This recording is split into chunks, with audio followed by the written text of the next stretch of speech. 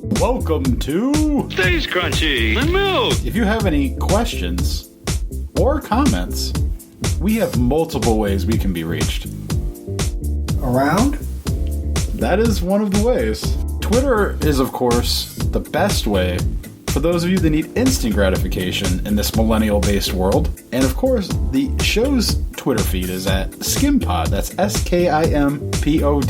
For the more patient amongst you, which is none of us, let's be honest, the email address for the show is podcast@stayscrunchyandmilk.com. Crunchy, again, being spelled with a K. We're also available via Apple Podcast, something I've never heard of, Stitcher Radio. Are any of you still using that shit? TuneIn Radio, whatever the fuck that is, I couldn't tell you. Google Play, I've heard of that. I don't use it, but if you do, thank you. Spotify, now that one I use, so find us on there. I know we're on there. And of course, at the website, stayscrunchyandmilk.com. Now I ask that you please rate, review, subscribe, and share the show, because honestly, I don't do that shit.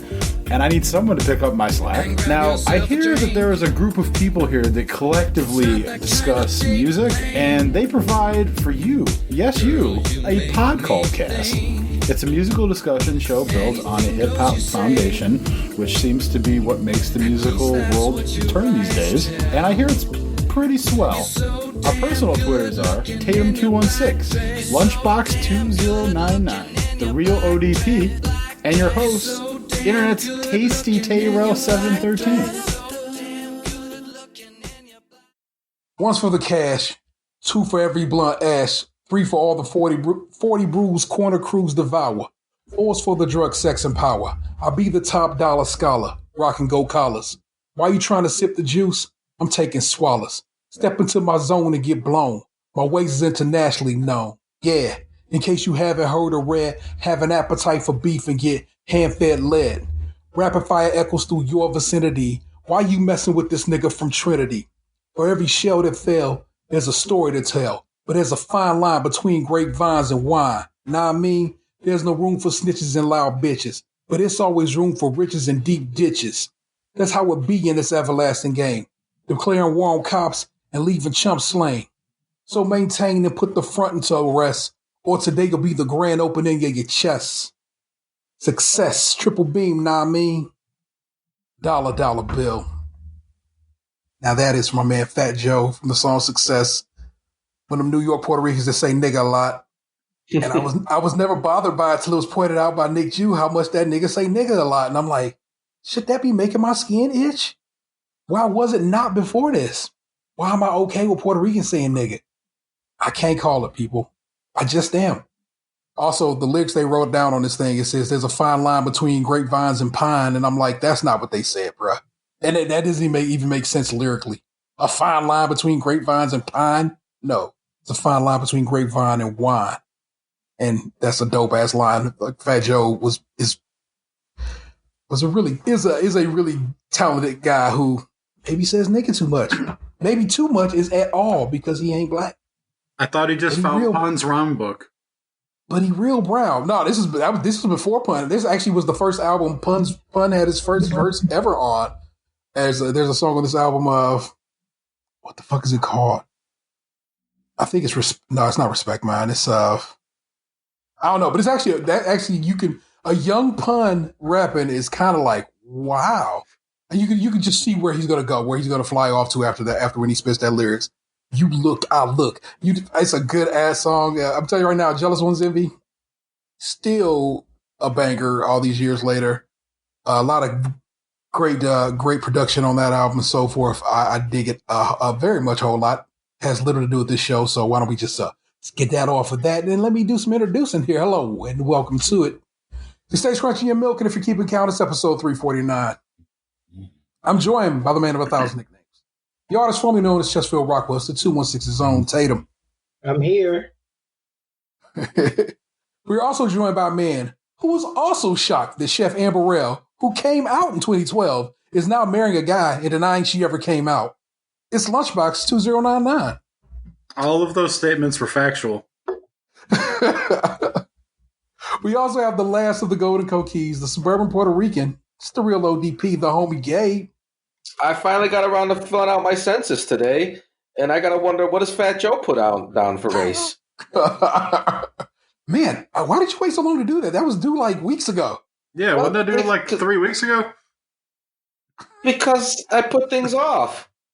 I mean, but now you're a fugitive. Like, No.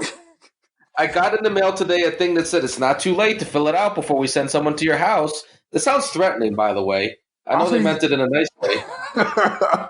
Like, you want somebody to show up at your door and knock? You want to do this face to face? I got a letter today letting me know that they were going to send me $1,200 when I got that $1,200 2 weeks ago. I got that today too. That was literally going to be a point of discussion tonight, so let's go ahead and pop that off. This is T very angry. Okay. If you look at that letter, it has a very official look to it, doesn't it? Has an IRS kind of situation on the front of it. It had a nice feel to the paper too. Yeah. You were just handed straight up and down election propaganda by that orange motherfucking buffoon who used the IRS, the Treasury, and the post office that he won't pay for to send you a letter saying, see what I did for you? I gave you this money. And it's like, he also, like I said, he also put, like, on the front of it, it has an IRS form 14 something or other like that. That form doesn't exist. You can go look it up on the IRS site. It does not exist. It's not an actual thing. It's just this motherfucker trying to say to you, look, I gave you money, and trying to make it all official and trying to make you like, see, don't you want to vote for me now? And I'm just like, you fucking piece of shit. How dare you? I'm just so mad about it. And I get it. Most people probably don't give a fuck about it. But to me, it is enraging that he would like use fucking federal resources to basically send you election propaganda, and again, via the post office that his ass won't pay for. And I was just like, it burns me up. It gets my fucking goat. And I was so mad about it earlier. I was just like, I literally had to go and walk the dog. I had to get the fuck out the house and walk away from that letter and shit. And I was so mad, and walking the dog didn't make me feel better. And I'm sick of his shit. I'm kind of tired of Corona today. I think today was one of them days where I'm just like, I'm fucking tired of being in the house. I'm tired of having to deal with the political machine of this country not being well versed enough to fucking fix this problem. That these states are just like, fuck it, I'm opening up, even though surely it's too soon to try to do this, and you're going to end up making more people sick than not. I am at this point just enraged, and that's just where I'm at today. Today I'm in a bad place, and I had to go ahead and I requested a couple of days off because of this. I had to be like, let me take some time away from my desk and work and so forth, and get just some mental health days. Try to get sharp, and maybe I can come back better and better after a couple of days away from it all. But I need to leave it behind for a little bit, and I know that, and that's just what it has to be. A good thing that at least I thought was a good thing is this state, pretty much on a dime, went from a state where we all vote, in person, to we all vote by mail. And a number of us did do just that. We got our ballots in, we voted by mail, and I was excited about that. And a lot of good successes from that. The health ballot in Cuyahoga County passed, so that our health care in the county is still paid for. In my town, the school levy passed, and I was happy about that, so forth. And so it can never be said that these things can't be done, because they can be done. That's some things that I think we have come across through all of this, is that consistently we've been told that things can't be done, and they've been, all of a sudden we can just do them. Everything you've been told you couldn't do before, oh no, you can't work from home. Well, your ass to work from home now because they figured it out. And this can't work that way. Those people, that job is trash and has been trash for years, but now it's essential. And it's like, I feel like I hope a lot of growth comes from this. I hope a positive outcome of this is that we all like, oh yeah, as it turns out, grocery store employees are paid shit wages and are some of the most important people we have in the system that we abide by.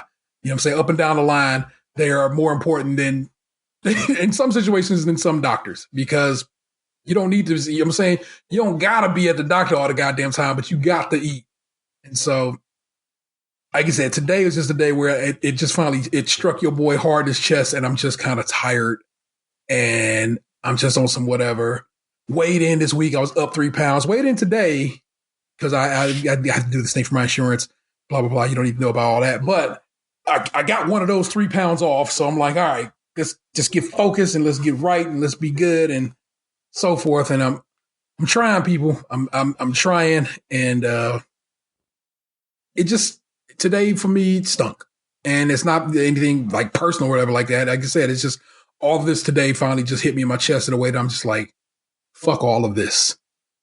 And tomorrow will be another day, and hopefully I'll wake up and be all the better for it. But today I am like, and thank you for letting me share that. AA style, you know what I'm saying? I mean, it's just been one of those kind of situations.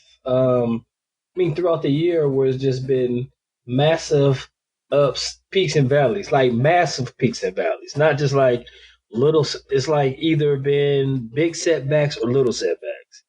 Not much in between. Excuse me. And it's jarring to life. Like when you have the normal things that come and go, it's easier to get over. But it's just, bad shit is just happening more and more often. And it's hard to just ignore some of the smaller things when there's been so much other shit, It's like, I'm glad you're taking some time off. And because you kind of feel like, well, I'm already working from home. Should I be taking time off? Yes, you should. Take some time to yourself. Take a couple of days. Like, yeah. As someone who had a time off versus working from home, it does make a big difference not to be chained to your computer. And that's kind of what I figured. I figured, like, yes, I can play around on the computer, but honestly, I think I actually just want to back away from the computer in general for like just them 2 days. Just leave it be. I just won't be over here unless I have to be, and because I just don't want to be bothered. And I think that'll help. Just like I said, some time away from this very computer that I'm in front of right now, but still, it's just like being at this desk for, 10, 12, 13, 14 hours a day in general, you know what I'm saying? Just I get up and I start the day here and I just do my, go through the world's news and so forth. And then it's like, here, let me sign in to work and blah, blah, blah. It's like, I'm just kind of on some like, like you said, I probably just need some time away from it, you know what I'm saying? And I respect the hell out of that. So, and I'm glad my body and my mind is like, yeah, you probably need to back the fuck up off this for a little bit, bruv. You are in a place, in a mood. And, I'm like, you're right. So that's just like I said, this is kind of a place where I'm at mentally. Like I said, that letter today from this job so-and-so in the White House, I was like, you piece of shit. You scummy individual, you. And so here we are. And that's where I am today. But, well, I concur with your fuck that guy. So Jesus Christ, man. And I know we don't get this hype about him. I try to look at him like, you are just an idiot and not worth my anger or whatever. And it's like today, I don't know, man. It's like the fact that intelligence agencies today were like, there's no proof that the coronavirus was made in a lab. In fact, it looks like a normal natural ass virus that happens because shit happens. And his ass want to get on the mic today and be like, I've seen some things. Well, no, you haven't. You quite literally have not, because the people who would show you these things have said that's just not factually accurate. And it but he just told people to inject Clorox last week. So why am I giving a fuck about this dude, you know? That and the people who like rushed the Michigan of the state house of Michigan today, all armed and yeah. And again, like I said, black folk can't protest peacefully without getting tear gas and armored vehicles. But these motherfuckers can go up fully armed to the goddamn teeth and nah, we're not gonna bother them. Let them protest. And so it's bonkers, y'all. And I don't know what to do with that. Why is that? The crossover don't never cross over to us. It's just part of what it is. But I mean, I've said it. I mean, a few times on here. It's like I am just taking the news hiatus. If But that's the thing. I feel like I need to be informed. I need to know what is happening because, like I said, some stuff in my state opens tomorrow, and I'm like, well, that doesn't seem wise, but sure thing, champ. What's opening tomorrow? Some businesses are allowed to be back open tomorrow. Hospitals, hospital like doctors' offices or surgeons that don't require an overnight, and dentists that don't require a hospital overnight can start back tomorrow. Stores can open up tomorrow, but patrons and employees should wear masks. It went from one day he said required to wear. Our governor said required to wear a mask. The next day he said, "Well, I'm just super strongly suggesting everybody rock a mask." But stores can require people wear masks, and if people don't have masks, then they can say no, you can't come in here. And see, I mean, the thing is, I guess he had to maybe kind of say like should wear masks because you can't get masks everywhere, and they're not everywhere to give or buy, and everybody can't get them. So I know Costco, like everybody, you have to come in, you have to wear a mask. I'm not going to be I would love to go to Marshall's right now. But I'm good. Surely.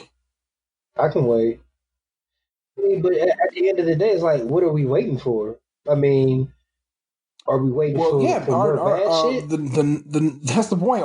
Our numbers have kind of blown past some of the worst estimates people have made. And so that also like just is like, yo, are we really this bad at this? And I had hoped we would be better, but it's like people stayed home for like a week in some situations and they was like, that was too much. I gotta leave. My hair too long. And I was just like, bro, yeah, but people like, unless you got like a private barber or beautician. Well, yeah, that's here in our state, but I mean, that's Georgia, Florida, and like I said, Texas, if I'm not mistaken, these are states that have just allowed for it. And so it's like I don't. I mean, you could have led, kind of led on the wrong foot. You said Florida, you said Georgia first, and Florida second. Of course, like Florida didn't do shit. I mean, it's Florida. I mean, it's like your uncle. You like your Uncle George? Yeah, Uncle George did it. I mean, Uncle George did everything he was supposed to do. Or Uncle George gets too drunk at the family picnic all the time. He get too drunk. He stole the VCR in the 80s. I mean, but still living. He 107. Eat bacon every day. Here, I want to read you guys something about the whole Georgia opening thing. So please. This was a picture that my one buddy sent to our group chat, and it says, this was posted by a restaurant owner in Georgia, and it says, it's not a stupid move on Kemp's part. On the contrary, it's very calculated. Here's the deal. Kemp mandates restaurants reopen, whether I reopen dining rooms or not. I file for business interruption insurance. It does not go through since I am technically allowed to operate full capacity. My landlord can demand all their money since I am allowed to fully operate. Furloughed staff that is collecting unemployment insurance have to come back to work, or I have to let them go. Their unemployment insurance then goes on my tab. If things blow up again, they are still on my tab, not the state's, since they are no longer employed. Guys, this is about screwing the working class and small business, not about helping us.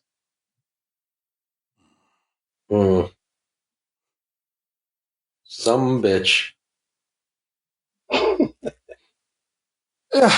It's like it's such an obvious setup that it's like it like I said again, it drives me a little bit crazy. It's like they want to kill off those. Like I said again, they tell you you're essential, but I read a piece by a woman who died, who was a Walmart employee who died, and she said that we're not essential, we're sacrificial. They know they can get somebody to replace me, you know what I'm saying, almost immediately. And that's what we're doing. We as a nation. I don't mean I'm doing this personally. I just mean the in this case the federal we, because we are not a royal kind of country. are sacrificing these poorly paid and poorly taken care of people so that the middle class that barely exists, so really the wealthy, can still go get their haircut and still go play golf. Yeah, they open golf courses in Wisconsin because they figure you can socially distance and play golf, right?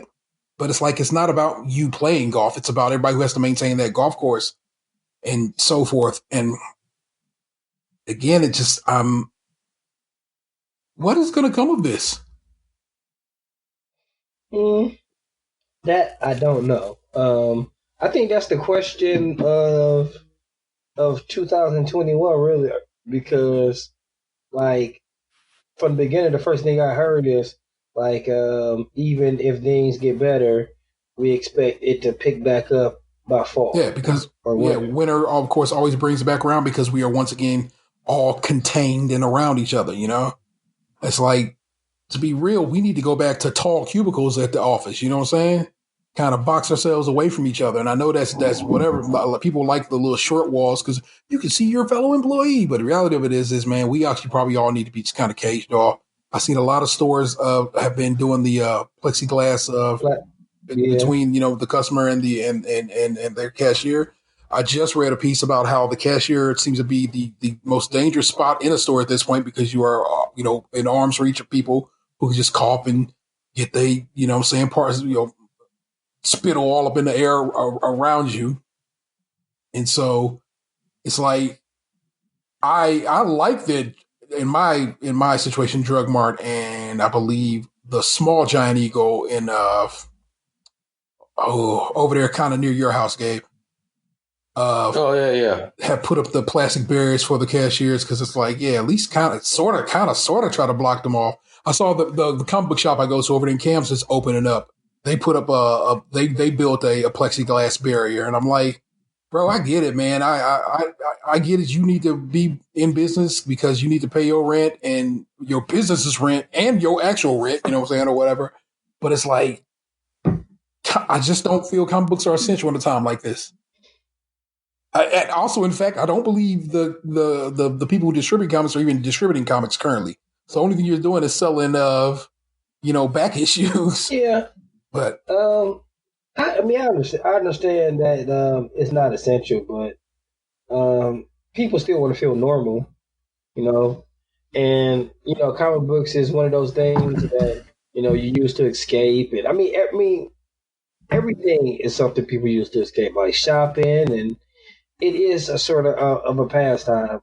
Like I said, I've been wanting a new candle for the longest, but I feel like things are more important. I'm not going to be rushing to go anywhere. Like the only place I've been really recently is like I went to the hardware store, but I needed to get some things, and I didn't go to the big box. I went to one of the smaller chains around here to get in and get out, and that was still an experience because since it is a smaller store. Like they've been following the guidelines with, you can only have this percentage of people in here, even though it's not that many people in here. We count our workers as part of that percentage. Yeah. So like waiting in line to get into a store with people in front of you, and you're 6 feet apart. It's definitely like apocalyptic feeling,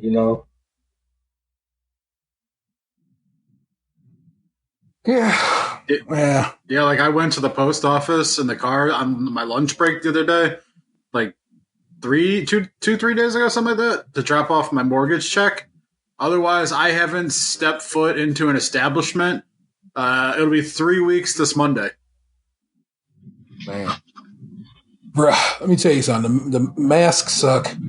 It's not that it's not that it sucks. It's really more that it's new. We're not a mask culture in America. And so it's something to learn. Like, okay, I need to put my mask on. I need to rock it. I need to get used to breathing through fabric. And in my case, fabric and like a filter, because that's what I'm saying. We got a little pocket in our mask that you put a little filter in.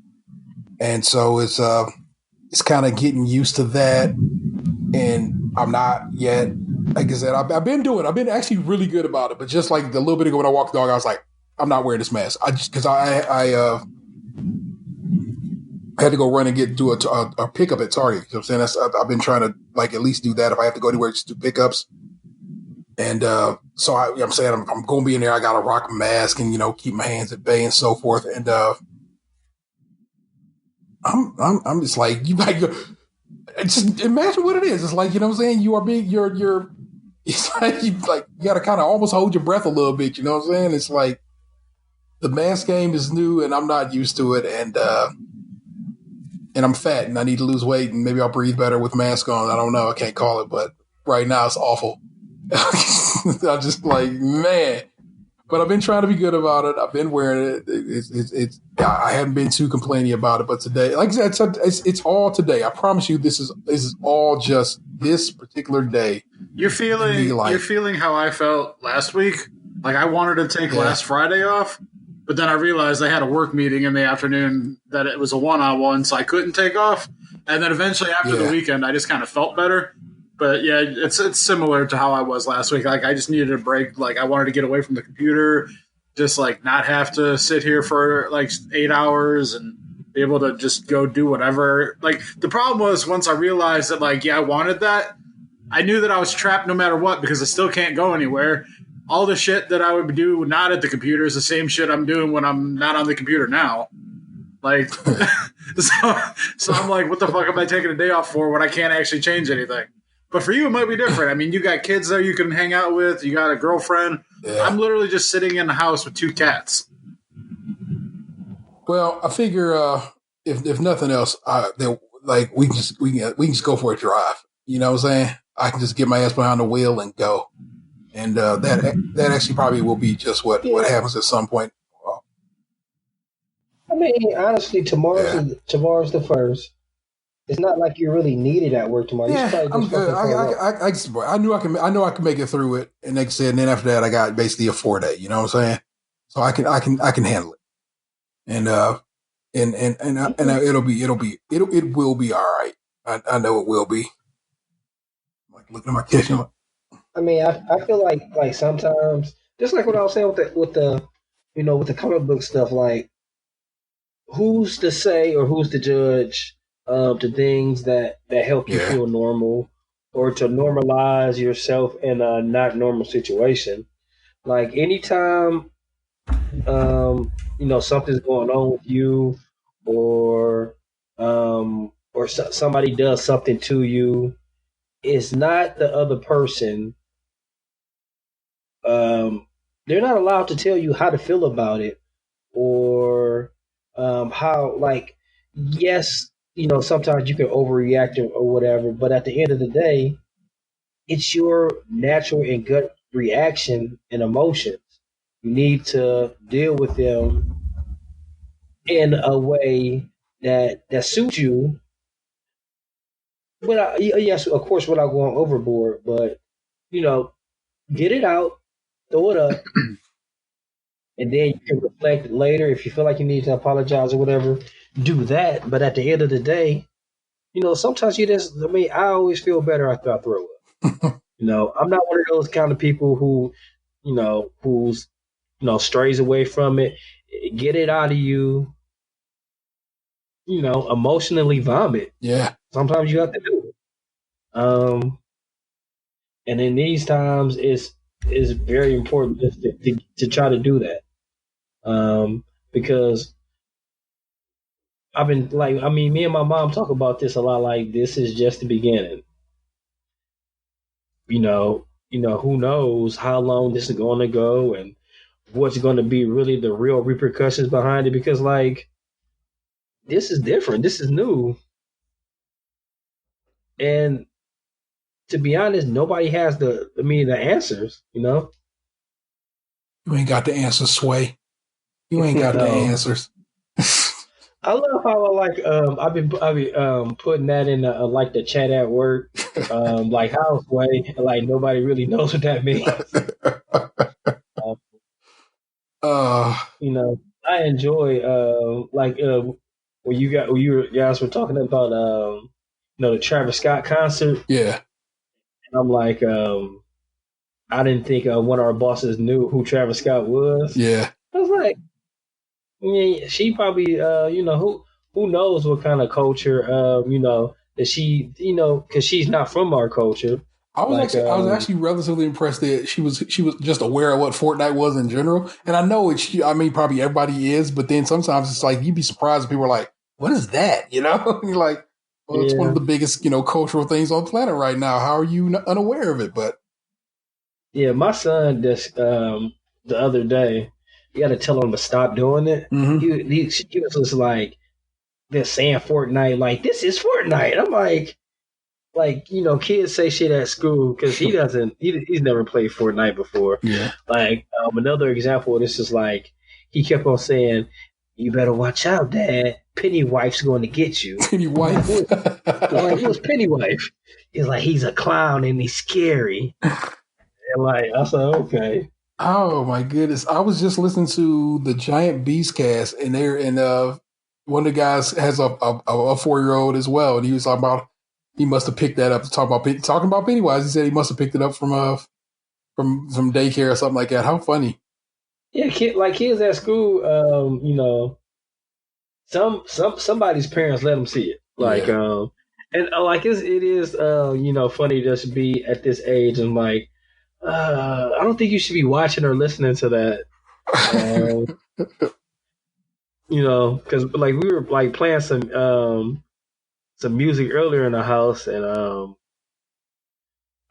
like they do pick up on stuff. And like I was listening to 808s and Heartbreaks the other day in the car. Yeah. Where do we go? Because of course the kids really don't go anywhere with us. Not of course the kids don't really go anywhere with us.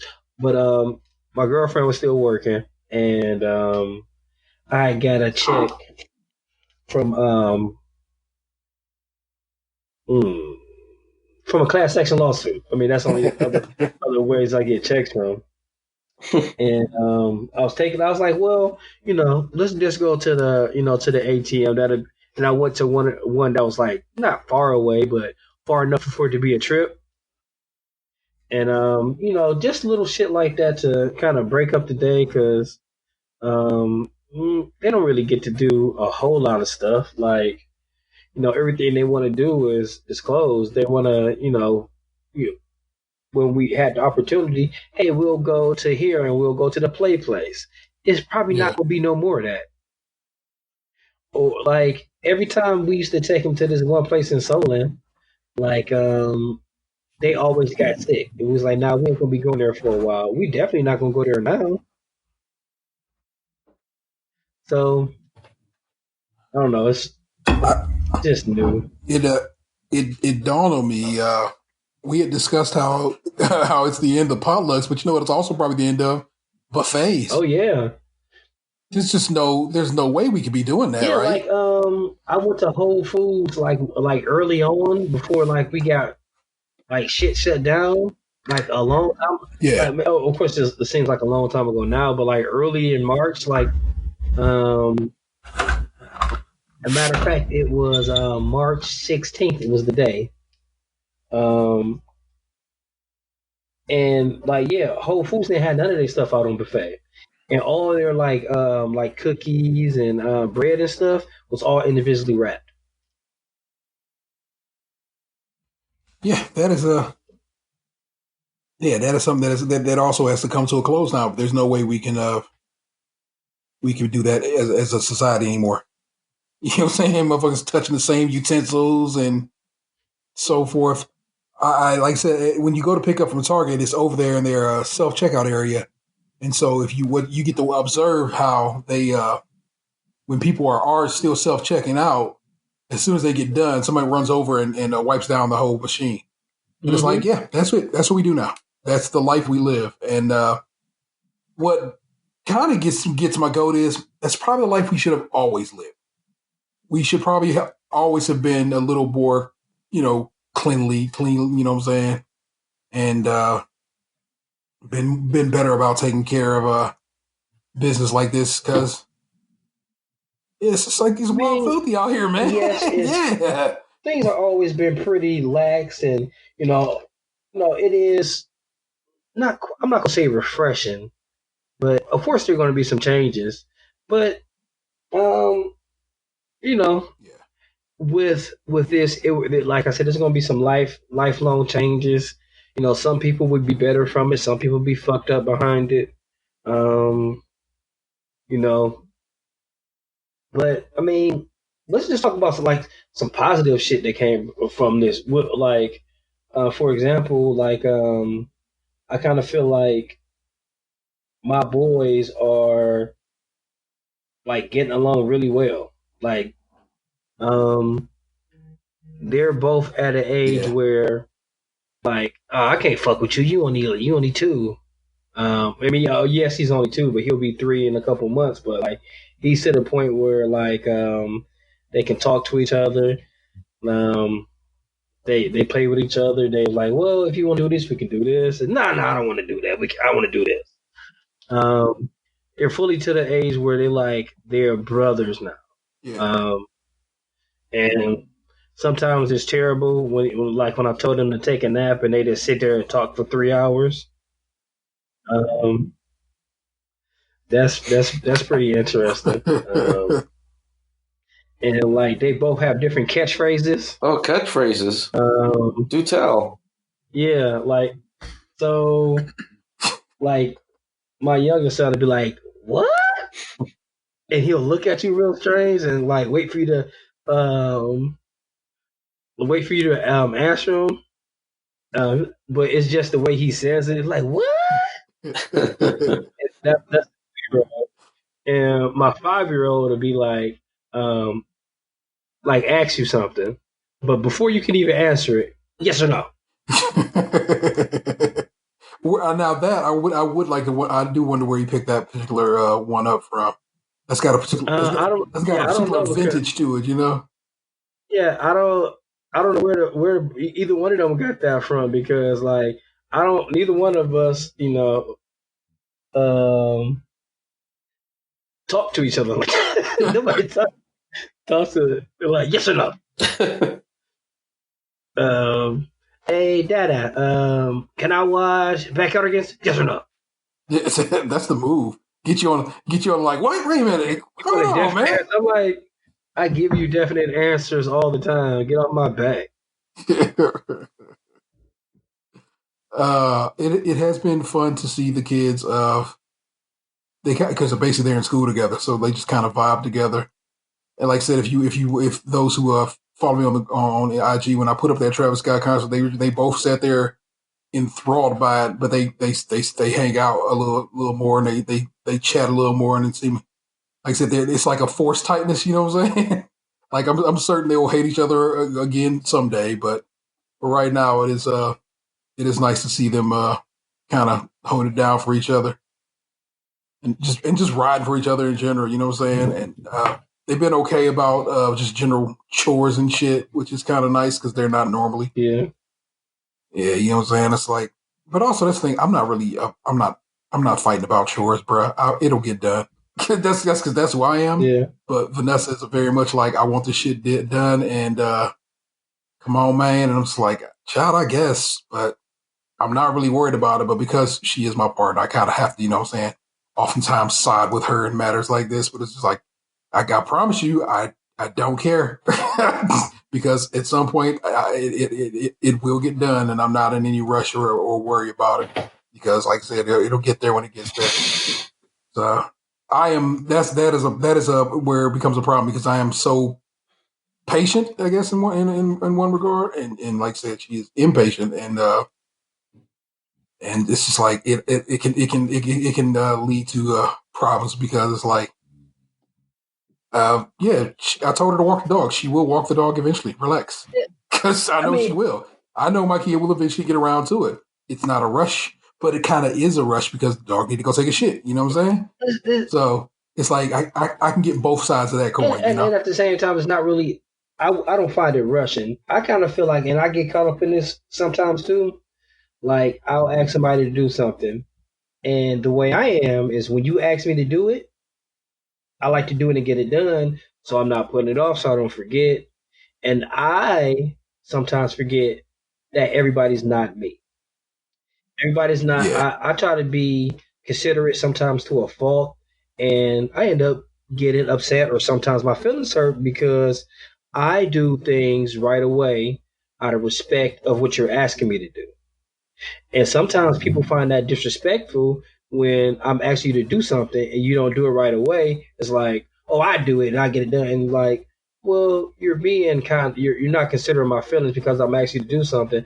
If I asked you to do it, if I put in the specifications, most of them, I mean, right now, can you help me? Not after I do this, or because that means I could have did it.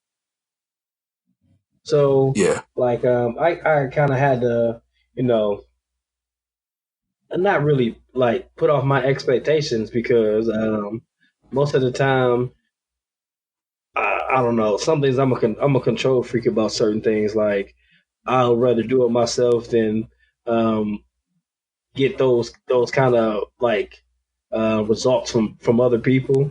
I'm like, Yeah. especially in this house where it's like, 50% of the population is children. Yeah. Like, the boy, like I do. It's like, man, this room's a mess. Well, it's either it's gonna stay a mess or I have to do it, right? I mean, it's not. It's sometimes there's not many different options. I have. Like again, we talked about getting a dog. I'm like, man, no. Like, we don't even have like a good dishwashing schedule. Like, it- you know, I mostly wash the dishes. I'm not gonna have to wash the dishes, then take a dog for a walk, and then make dinner. That's not gonna happen. I hear you. So I have a question for lunch. Like, you have a roommate. How's that been as far as like bonding and like just having a person that's not family in around you and very close quarters, and how's it been like working from home with them around and stuff like that? It's not any different because he's allergic to the cats and he just sits in his bedroom all day. Oh, I never knew he was allergic to the cats. Yeah, he hangs. Yeah, he's allergic I to the didn't know that cats. So either. like, he comes out and he'll like talk to me every now and again, and he'll make food or whatever. But otherwise, he's just in his bedroom all day. Mm. So I'm pretty much just alone. For like, not like in proximity, but like, I just kind of sit here and I do my own thing all day. Okay. Yeah. That get boring? It wouldn't be so bad, like, if I had something to do. Like, I love working from home. It's the part right now after, like, when I log off the computer where, like, if I was to work from home and the world wasn't shut down, that I could go somewhere, it'd be great. But, like, I can only binge watch so much TV before I'm like, God, this is starting to get old. Oh my goodness! Oh shit! Well, I mean, not to go dragging too far away from that, but I would suggest y'all check out Black AF. Real fun watch. I have very much enjoyed. It's got a pseudo office kind of documentary kind of vibe going, and Kenya Barris actually is playing Kenya Barris, but of course he's playing a highly produced version of Kenya Barris, but it's pretty. It's a pretty great show. Like the new school Cosby show, where I hope that man's not drugging women. Did you watch Blackish? I have watched it. I've watched a good chunk of Blackish, and so it's kind of been. And I know that Blackish was based on his life, and this one is even more so based on his life. Yeah, it's like it just seems like to me as Blackish turned up 2 notches or 3 notches. Yeah. Like Well, maybe no, go ahead.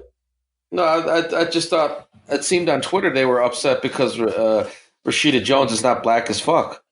I mean, but neither is his soon to be, because he's actually in the midst of a divorce. His soon to be ex-wife. Neither is she. She's, you know what I'm saying? She is multiracial. So it's like, I mean, plus it's Twitter, bro. True, they get mad about everything. It's like I cannot. even abide by it. I get it, man. I can see their point. What is their point? Simply don't agree with it. How about that? That he has multiple actors who are of a considerably lighter shade, and they feel like he dark, and maybe he should have had more dark people playing the roles of his family. I don't know. Just start your own show, then, and you cast it the way you want to. I don't know. I mean, everybody wants to feel like they have somebody that represents them. Yeah. I mean, that's just part of life. Like, I don't fault anybody for saying that. Like, when you're like watching entertainment, it would be nice to be like, you know what? That person has glasses and is still tough or still handsome. Or that person, has freckles and I got freckles and I don't gotta hide them. Like I know a lot of women with freckles and I know a lot of women who cover them up. I'm quite sure if they would have seen somebody, a black woman with freckles growing up on TV, they wouldn't be ashamed of them. So, whatever, like I said, this is, just the way I'm feeling right now is like, whatever gets you through the day, if you feel like if you want to see somebody, yes, but it's easier said than done. Like, well, create your own. Like, everybody can't be Issa Rae. Yeah. So yeah, that is like I said, I can see their point. I don't have to side with it. And that's okay too. You know what I'm saying? I don't side with it. I don't really side with anything. Yeah, like I said, I get it. Like I said, I definitely know representation matters. You know what I'm saying? And that's real as fuck. But it's also quite possible, actually bloody likely, that it's very much representative of his existence. You know what I'm saying? Yeah. His wife is wildly light skinned in real life. You know what I'm saying?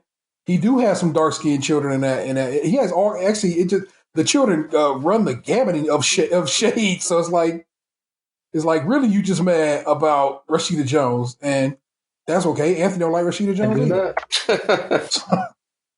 So cool. That's just what it is. Like, be real with yourself, man. Just be honest and say you don't like her and you don't like it, and you don't like it because you don't like her, and we keep motherfucking moving, man.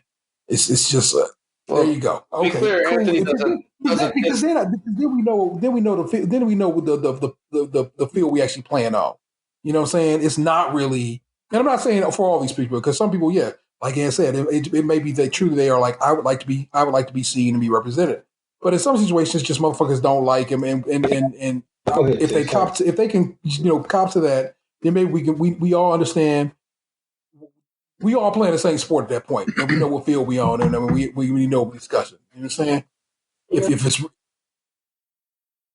no, it's all good. Gabe, go on, man. Well, yeah, but to Anthony's point, he doesn't. He never said he disliked Rashida Jones for not being black as fuck. He just doesn't like her. True. But like I said, that's him being honest. But I thought you conceded the point that Karen on The Office, Karen was better than Pam. Who was but I don't like Pam that much either. To me, to be honest, like I don't really think it was really anybody. Well, I remember that one time. What's the little blind lady name? Angela. She looked cute one time. I remember when Dwight was they was broken up, but it was really no eye candy on The Office. I'd have been pissed off working there. I don't even watch The Office like that, but I know her name Angela because, and she actually is in Black AF. And that's kind of fun. She plays a writer. You know what I'm saying, and that's kind of dope. But she out here getting that Disney money then. She's white AF. Because she's like she hosts a show on Disney Plus, like the cooking show. Yep. Yeah, she already had a cooking show on YouTube with her husband, and now, like I said, now she got the Disney Plus one. So she out here getting that fatty. Why not? What's funny is the one. Like I said, you said you watch Blackish. The one dude who is actually on Blackish is on this show too, and I find it amusing that he gave that man pretty much the same role on two different programs. So it's like, nice, y'all must be tight. Yeah, I gotta finish Community. I got I think like 2 more episodes to go. I'll probably maybe I'll start that tomorrow. Damn, you burned through that. I'm only 3 episodes into season 2. Yeah, like I don't fuck around. Not that you do. I watched all of Picard over the weekend, and I very much enjoyed that. It was a good return to form for Star Trek, and I'm really grateful that my mama put me on the Disney Plus. Forgive me, CBS All Access for me to be able to watch that. Because, like I said, it ended up being real good. And like I said, it was 10 episode season, and I watched all but one episode on one day, and then, like I said, I woke up the next day and then finished it off. So that's how excited I was about the way that storyline went. I haven't been playing too much, but Streets of Rage 4 came out today. So I got that on the Xbox, and so I'm gonna probably start that here tomorrow. I don't know. Maybe I'll give it a little bit tonight and mess around with that. I don't know what else. What else I've been doing to the entertainment? I've been just doing the show business. Oh yeah, just I mean for some housekeeping. Building Boxes Bar, the first episode, our pilot episode of that show is up and available for anyone now. It has come out from behind the paywall. Thank you to our patrons who helped fund that and get that whole thing going. But now you, the not patron, unless you're trying to get down, can watch that too. It's really good. Truly, it's some of the best work we've done, and all it does is give you more ideas for like what we can do to make it even better. And that's another reason I want this quarantine to be over, so we can get out here and entertain. You know what I'm saying? But that is like I will definitely put a link here in the show notes. But yeah, that's available over on our YouTube channel. Building Boxes Bar episode 1. It's about Eagle Rare Kentucky Straight Bourbon, and it's super good, really is. And so there you go. If you need something to watch, I got something for you. It's about a little more than 30-minute episode, so it's actually pretty substantial. I would say it was actually Eagle Rare 17. Forgive me, I didn't put the 17 on there. Yeah, and I'm only bringing it up because actually, like Eagle Rare, their normal Eagle Rare is like a $30 bottle of whiskey, whereas the one we reviewed was $100. Yeah. So it's like their top shelf. It sells for quite a bit if you are looking at the prices on the old internet. There, we were kind of like, man, should we be drinking this for a hot second? But we still drank it. Yeah, but we need to revisit it because it's just been sitting in my basement untouched since I brought it home that day. I still haven't even opened the bottle that we drove all the way to Kentucky for. I know, because that's supposed to be in another episode of the show. It's so much good stuff. And I wouldn't doubt if that Eagle Rare has opened up more in the time. And like I said, I got proper glasses now, bruv. I'm telling you, like I said. That and like I understand tasting notes a little bit better since I've been drinking more. Yeah. So it's like y'all definitely got. I mean, y'all got to taste that, man. I truly think you would. I truly think it is an impressive bottle of liquor, and so I'm like I said, quite happy that episode is available. But also just in general, that's some. Your boy don't drink like that, but that shit right there was something to be. Yeah, it is something. So. Well, that's something I guess we can all look forward to. On two positive entertainment notes, I did download The Warriors. Okay, I've been playing that a little bit. That game just brings back so many good memories. Like it's something me and my brother played together a lot, and he would have been 42 on the 25th. So happy birthday to my brother. And I finished the FX show. I don't know if it's on FX or FXX, but that Dave show, man. Yeah. It always makes me a little bit sad when I finish a show I really, really like. I know I can watch it all over again and stuff, but like to know I'm not going to be able to see like new episodes of, Blam Blam and the Bloom Blooms or whatever. Yeah. But it's a really good show. It's on Hulu. If you have time, like check it out. I know we coined it the White Atlanta, but that shit's it's an incredible show. Speaking of Atlanta, do you think it's ever really gonna come back?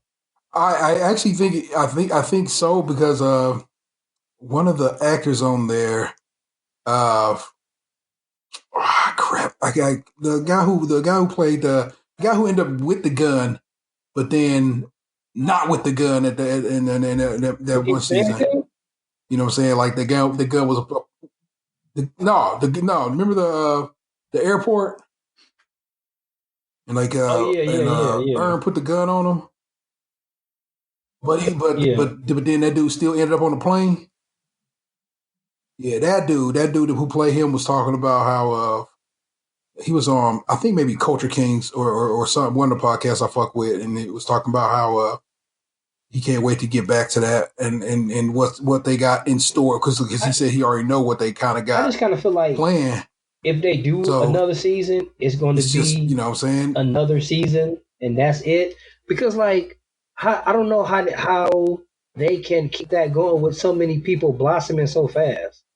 Like and that's the thing a lot of people been talking about. It's like, yo, everybody on that show blew the fuck up, but they are all signed for 2 more seasons. So it's like that's just contracts. Sometimes rules are made to be broken. I mean, so like I said, I don't hope for it, but I don't know if it can really be that good. Like, well, maybe they pull a Back to the Future and just knock them both out at once. Yeah, that's what they seem like they're probably going to have to do. Yeah, because everybody like 2 of them are in Marvel movies. Yeah, 3 of them were in Marvel movies, and I'm sure Lakeith Stanfield's not far from it. Yeah, Lakeith Stanfield is a future Oscar winner. Trust your boy. Yeah, you can just tell. Yeah, you know what I'm saying? Some people my favorite character on that show. It could be like watching Community not so long ago. They kind of, I haven't finished it, but I hate the way they what they did to his character, Troy on the show. Yeah. Oh, I got something not to look forward to then? It's not like super like terrible or nothing like that. It's just like it's like a small blurb after everything is over. Oh, okay. It's like my man blew up and kind of couldn't be bothered, And then like plus that the off season when Harmon wasn't show running, and therefore, you know what I'm saying, it's like a lot of things that happened in Dan Harmon's absence to that show, So I know Chevy Chase left at one point because he didn't like how racist they were making his character. Bullshit. Chevy Chase is a racist, and his ass basically got fired. Don't I didn't say I believe Chevy Chase's version because everyone who's ever worked with Chevy Chase or anything says nothing but bad things to say about the man.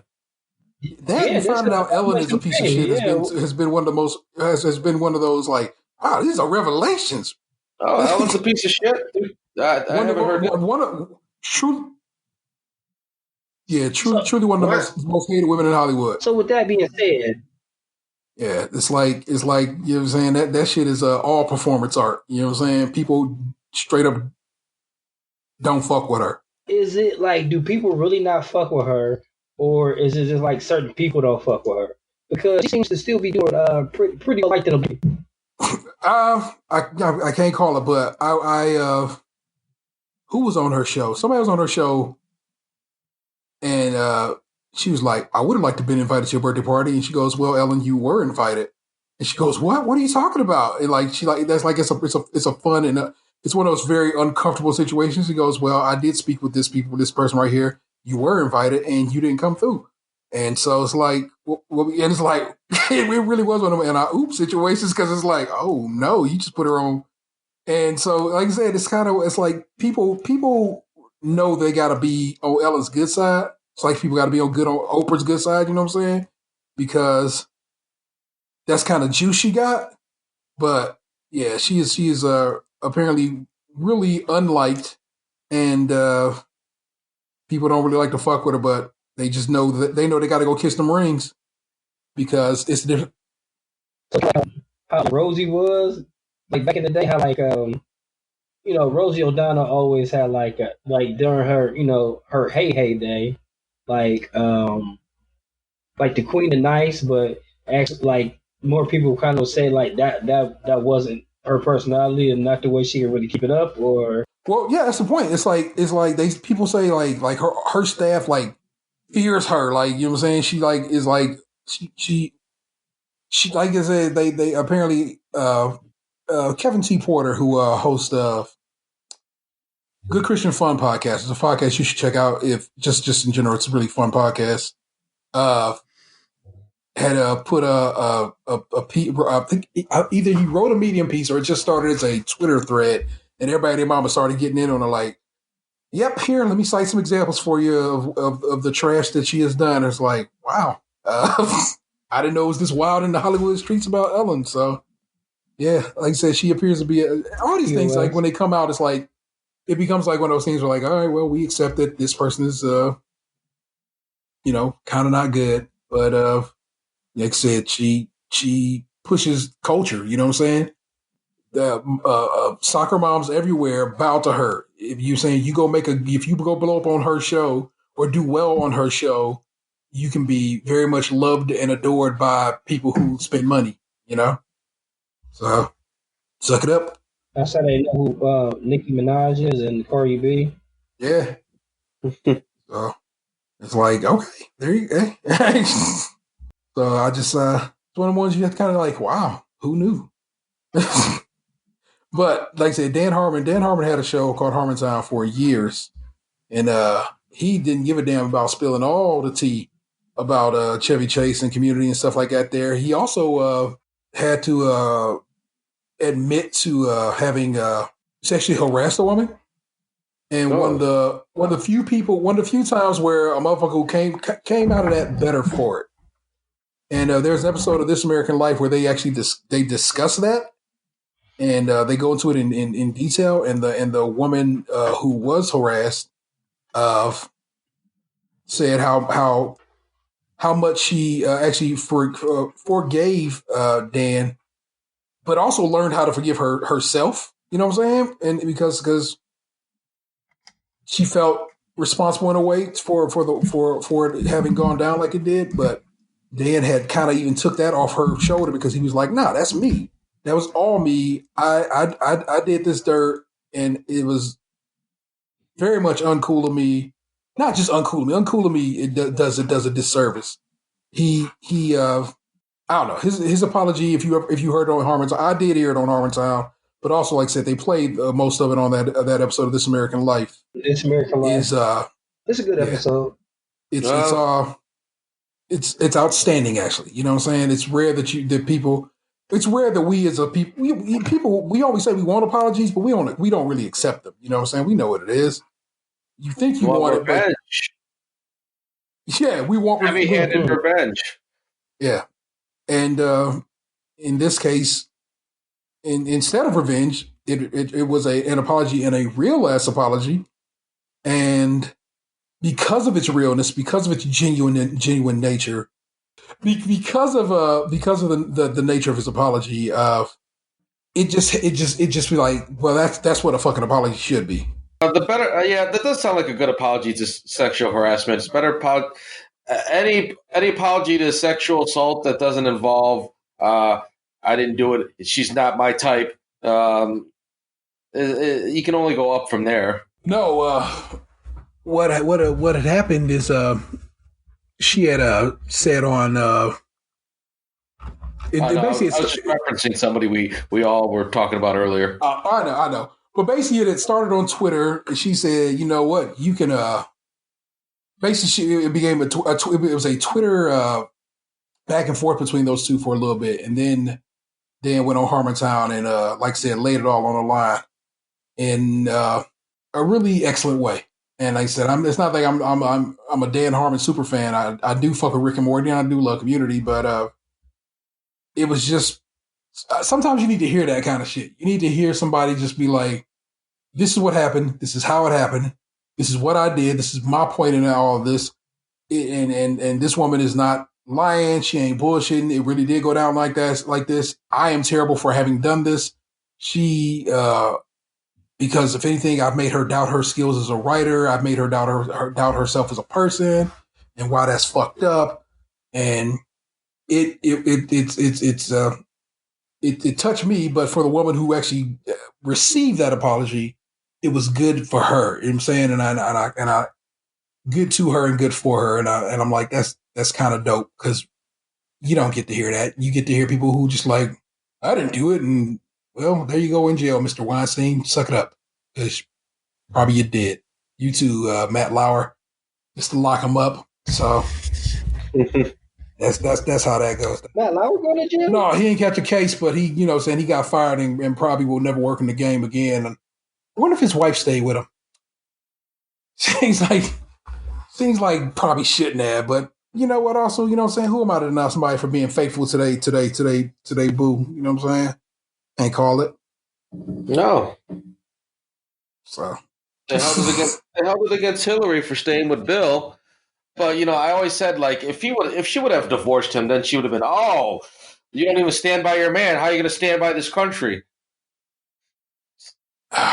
Vanessa and I were discussing how her fucking gene is kicked in full as of late. And I'm not trying to, like I said, we ain't trying to walk this walk in. I think we've had enough politics in this episode, but let me tell you something. She is a delightful follow if you are into the realm of political Twitter, because she do not fuck around. And it's like, here you go. You know what I'm saying? We've been waiting on you, baby. Welcome to it.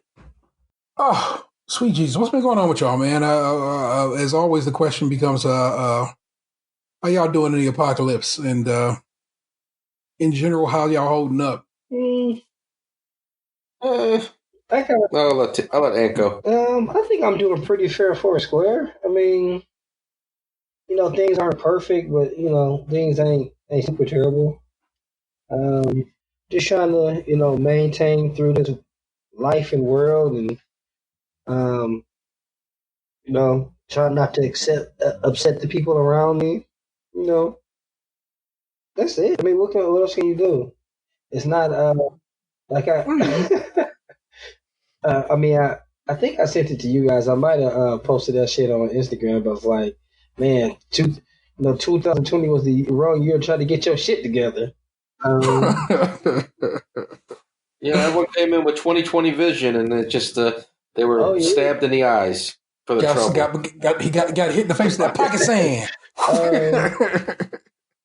I've had sand thrown in my eyes, and it really hurts. Oh, good. No, sorry. At the end of that, the building boxes Barbie toward the end, Box and I, toast each other with the Eagle Rare 17 we about to sip on, and it's just like I look at that and I'm like, That's probably one of the last times we saw each other. Yeah, man. Speaking of sand, oh my goodness, I bought my boys a sandbox. I promised them that I wasn't buying them no more toys for the rest of the year, until Christmas. And I might break that promise one other time, for Emery's birthday in June. But I was like, this is activity. This isn't really a toy. Man, they had a lot of fun.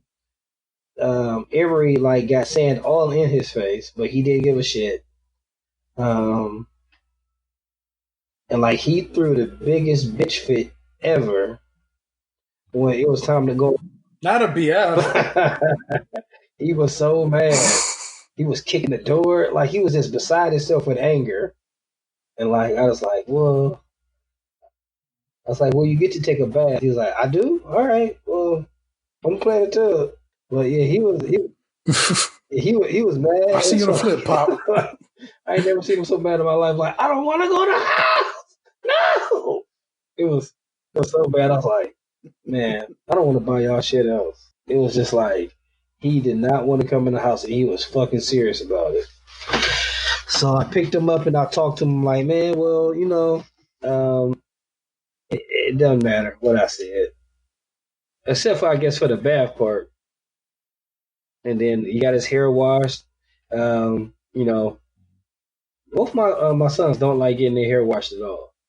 And after Emery was done with the bath, I gave Anthony a bath. And I was like, well, if you listen to me, you won't get water in your eyes. If you don't listen to me, you'll get water in your eyes. And for the first time in his life, he during the bath, he listened to me, and he had like a super successful hair washing. And he was super pumped, like, smell my hair, and like showing his mother his hair and stuff. So I guess that went well. I guess there's some growth there. But other than that, just normal shit. I do dig that. So, Gabriel? Yes. Yeah. Me just playing a lot of Spider-Man. Loving the hell out of that game. Excellent. It's nothing feels good like taking out a whole squad of armed men, just sneaking up behind them and webbing them up. Yeah. It makes me feel a power that I can't. Maybe it makes me feel a power I can't feel in my real life. Infinite rage. Oh my god! You got the, what is it called? Basically the spider bomb where you just like spin in the air and web everybody up against the wall. There's a bot that does that. One of the suit's powers do that. Yeah. It's a suit power that it's so overpowered. It's insane. It's like when you do that one, like basically you just shut the whole show down. I'm probably gonna buy that soon, even though I don't have a PlayStation 4. Because it's. It feels better to web a guy up than to beat him up. But now it's even more expensive. It went up actually just today. So that's a study wrong. Oh my goodness, Daniel, what's good with you, man? My recumbent bike should be here tomorrow, so I'll have to put that together. But I finally pulled the trigger on that after hemming and hawing for like 8 months. It looks like we're not gonna have any rain Saturday afternoon, so I may be able to finally go outside and start cleaning the garage out and burning all the tree branches that I piled up back in December. Yeah, like my stepdad brought a fire barrel over last weekend that he was telling me he would bring over like for months now. So you told us. I just edited that story yesterday. Yeah, so well, the problem is it's been like raining every fucking day. Like, I love the rain, but like it makes it so that I can't go outside and do that shit that he's done. So, like the other day, like the weather app for like days said that it was supposed to rain like the one day, but like not until like 11 o'clock at night. And after work, I went outside and I cut the grass, and then, like I got done at about 6:45. Like an hour later, it started dumping rain for like 2 straight hours. I swear to God, man, the weather apps are never accurate. All they can do is say this is probably what's going to happen. But it's like it's not even accurate to what's actually happening outside at that moment. Oh well, I mean, you can't hit everything. It's like I think most of our weather station is based out of the airport, and where is Channel 19's little Doppler is out there. Ain't that out there towards your way? That's what it's called, the March. Yeah, I don't know where that's at. Oh, yeah. I feel like they little Doppler radar sits out yonder there. So it's like you can only ping so much unless, you know what I'm saying, you got like I don't know, unless you got weather stations spread all over the area. So yeah, it was this guy we used to work with. I mean, fuck it, I can just say Brad, he don't work there. But he did say he used to listen to the show.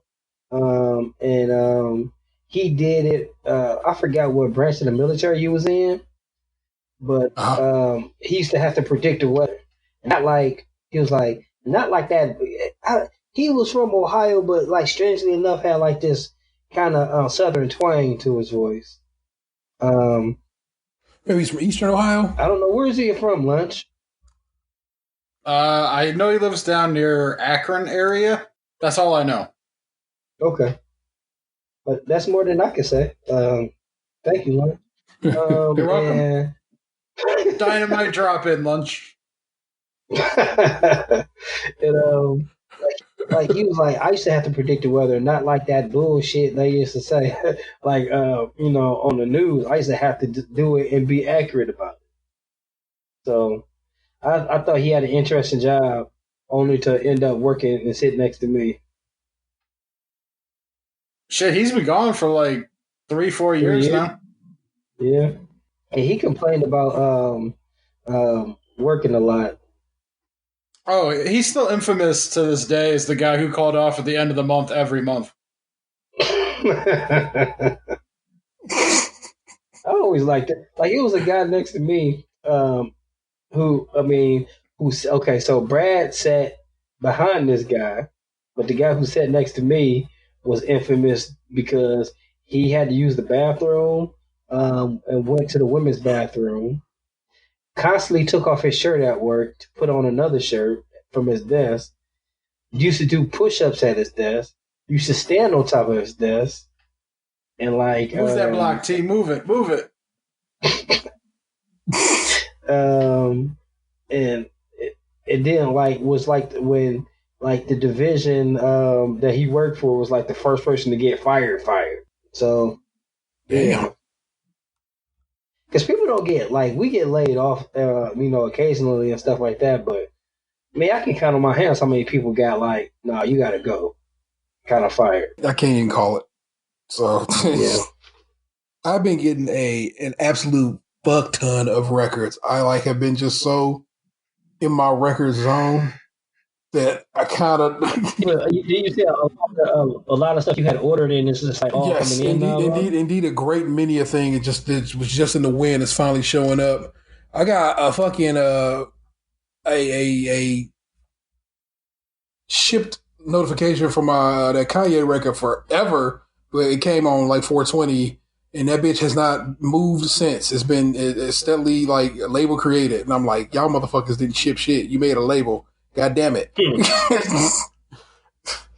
And that's already a record that's like wildly late as it is. So, and another record that was supposed to have been released like several times already, like kept getting pushed back.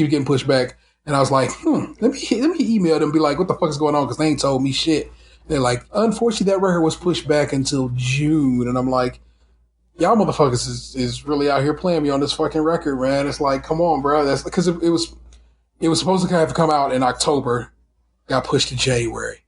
January came and went, got pushed to April. April has now come and gone, and now they say in June. And I'm just like, bruh, I'm never gonna get that record.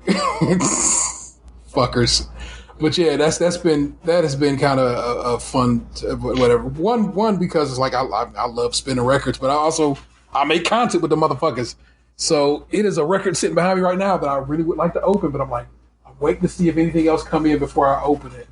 Because there's one coming from as I turn away from the microphone, my apologies. I got a record coming from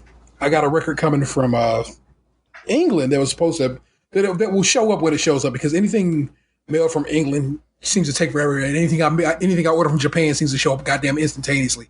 That just tells you everything you need to know about the world. The Japanese be on that shit, and they be on that shit hard, and the English don't. So I got a certified classics from Get On Down of Dead Presidents, Let's Get Free. I got John Legend's first album. I got a really, really, super nice version of Stone Temple Pilots' Core, which is a record I used to fuck with in high school. And I just recently enough bought a bootleg of it and the guy was like, yeah, they don't really re-release this very often, and not many pressings are available, and the ones that are available are wildly expensive.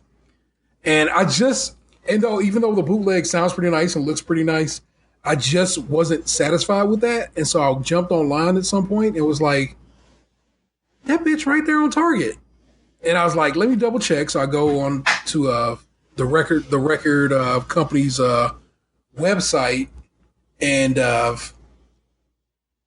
checked the barcode, and I'm like, yeah, that's the one. So I have this amazing 25th anniversary package of Core that came with a surround sound DVD of the album, of some live versions of the album, a nice remaster version of the album. This is all on CD. And one DVD of it, of the CDs, and then a CD of their MTV Unplugged set. And then it comes with this gorgeous 180 gram vinyl record, all in one like hardcover, package. So it's absolutely, like I said,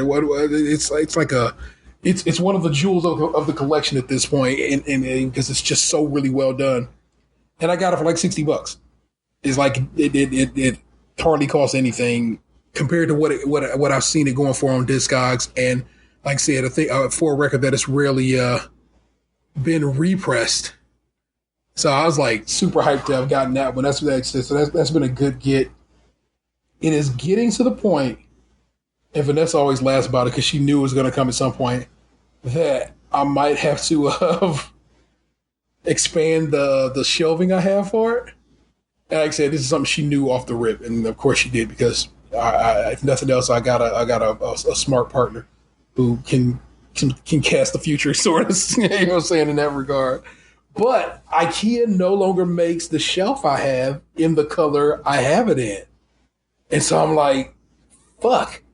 What color would I get? You know what I'm saying, to have my my records shelved on? I don't know what to do about that.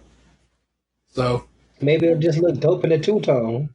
Yeah, but then I like what's it said? Yeah, what is the second tone to go with this? It's this I would call this color kind of like shark. It's a turquoise gray blue situation, and like I said, they just don't make that color no more. Cause, like I said, even though I loved it, I guess nobody else did. And so go with a bright color, like build around it. Go like with a red or an orange or something like that, if possible, or like a popping blue, something that pop. Or I mean, if possible, just repaint when you get it. Take it outside and spray paint all the color you like. True indeed. Yeah. So that has been real fun, and of course, if you follow our YouTube page, all the time they go up because that is something me and Vanessa regularly just make. That's Podcast, the vinyl edition, where I unbox my records. I talk about them a little bit, and then I play a sample for them. I will never be paid for any of them episodes, because all of them have, of course, copyrighted music, and every one of them, that means the person who made the music will get the money for it. But that's dope. I don't mind that at all. If ever they were to blow up, that is more for my good than anybody else's. So that is just how that plays out. But that has been real fun, man. And like I said, I truly enjoy spinning records. I just ordered some speaker stands. I know that seems whatever, but again, this is where I've gotten to, people. I'm that level of dork about it. I was showing Xander. I was looking at a new needle for the record player, and he was like, "What is that?" I'm like, "This is this, and why does it cost that much?" And it's not that it's expensive, but you know what I'm saying, it's just like, he was like, for what it is, he was kind of shocked by the cost, and I'm like, bro, I've seen turntable cartridges that go for $10,000, and it's like, I don't know what they do, but I'm not a $10,000 stylist kind of guy yet. But I was looking at like $113 one, and I'm like, maybe. So that's a big jump between 113 and a 10,000, though. I know, but it's like there's like so much space between that it's actually kind of insane. It's like, and still, I mean, I'm a guy who, until, I mean, in years past, just it was like, that's $35 at FYE. I don't know if I can buy that. And now here I am. Again, this is what happens now. So let me tell you something. This is where I totally and utterly sign off on boxes working from home is the shit kind of move. Box parked very far away from work to park for free. Also to exercise, combination of those things. It worked out great. He didn't have to pay, and he also got exercise. Me, I pay for parking every day. I pay for food every day. And not doing that means, guess what? I buy a lot of records and still be straight. Because the reality of it is I was paying about $50 a week for parking. Let's say probably just as much for food. And let's toss another 30 on top of that for gas. So let's say I'm out there paying, like I said, about $140 a week for just generally for working. I'm paying to work at that point. You feel me? And not paying that has meant that my paychecks go longer by a lot. It's like I'm saying, to still have money from paychecks multiple weeks ago in my bank account still is pretty great. Yeah, shit. Like, and I was putting gas in my car like every week and a half or so. I haven't gotten gas in 6 weeks. Yeah, that is great. And I mean, like, even if I could go to the gym in the evenings and shit, the gym from my house is like 2.5 miles away. I would still not be putting gas in my car all that often. Yeah, it's minutes away at that point. And hell, if you was feeling it, you can walk, you know what I'm saying, or ride a bike or whatever to that distance. I mean, you know what I'm saying? And so that has been a bit of a revelation in that regard. It's like, yeah, you're not spending all this dough in extra, you know what I'm saying? Because sometimes, you know what I'm saying, your boy would get lazy and not pay the fucking iron price or the gold price, as it were, to fucking park at work. And that shit is like, you know what I'm saying, $16, you know what I'm saying? And if I do that all throughout the week, it's that much, you know what I'm saying? And so not spending money on parking and eating and gas all the goddamn time. And it's not, I need gas all the time. My car is relatively fuel efficient. Like I said, it truly means that a lot of things that I just wouldn't buy before or wouldn't bother spending money on before, I have as of late. And I am grateful for that. Like I said, I know that the world is fucked up, and I know there are too many people who are not working at all right now, who live in states with terrible unemployment benefits. Florida, I want you to know, if you are unemployed in Florida, the maximum you can get in a week from unemployment is $250. Even if you made 6 billion times more than that, that is the maximum they will give you. And their system was set up from the word go to make it impossible and or super difficult for you to get your unemployment benefits. They did that on purpose because the former governor of that state said he wants to make sure he gets Floridians to work. What he really means is he don't want to make it pay to not have a job, because that's the mindset that he had. And it's like, that's garbage. And now when people are in a pandemic state and in a place of need, they can't get it. And that fucking sucks. And I understand it sucks for some people. And I'm not trying to brag that he's doing so well. I just kind of do know that maybe going to the office is kind of some bullshit. You know what I'm saying? And saves me a great deal of money not doing that, which makes my paychecks now seem like, oh, that ain't so bad, because I'm not having to tuck away a good chip of it just for the general to and fro of office life. And I get it, you saying, yo, you could have packed your lunch and blah, blah, blah, and you could park wild far away and walk too. But no, I can't. Yes, I can in the general sense of yes, but it's like, it's difficult to say, we're saying, okay, make sure you pack your lunch when I'm out here doing what I'm doing in the morning to make sure the rest of the house runs like it does. You know what I'm saying? And I'm not saying I'm the greatest of parent or anything like that there. It's just a combination of things. You know what I'm saying? I have stuff to do in the morning when my kids are in actual school. And that's another thing that's helpful, because the kids aren't in school and so forth. They are in school, but their school is, my living room couch now. So that has been that's some of the like I said, we spoke earlier about some of the positives that are coming out of this is a real recognition on my part, and I'm sure by other too, that the office lightweight kind of bullshit, and going into the office is kind of on some bullshit, and I like I said, I'm not. The thing about it that like kind of trips me out every day is how they like made such an initiative to send out like all this stuff, like try to keep everybody together and like get through working from home and all this stuff where they're acting like everyone's super depressed that we're not in the office and shit. But in reality, the majority of us are completely content to work at home and don't want to go back. We were begging to work from home before this shit happened.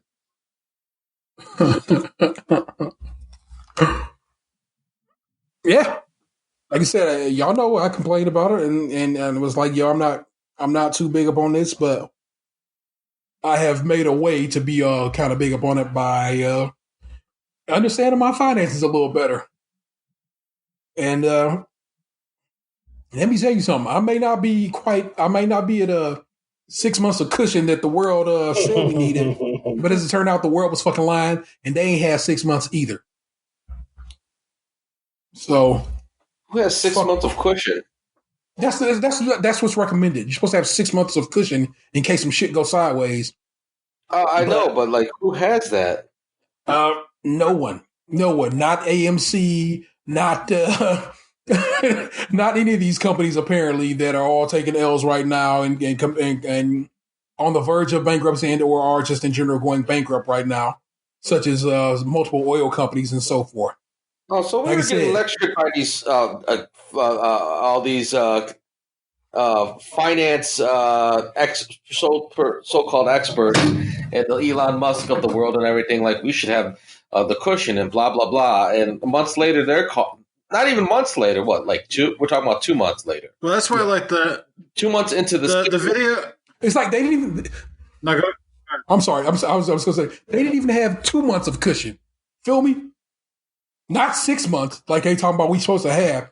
2 months. Basically, they trying to say it's them pushing again, like Boxer said, down upon the little person to say you have to make sure you take care of yourself because I ain't doing it. But make sure y'all take care of us because we suck. What you about to say, Box? I'm so sorry. What I was saying was the video I sent you guys the other day from the guy on CNBC. That guy used to work at Facebook, like as a CEO or whatever. He's part owner of the Golden State Warriors. And he was talking about how the bailout for companies is bullshit. And like these companies, all they would do is file bankruptcy and that they wouldn't really go under because they would probably just be bought by somebody else and like merge into another company.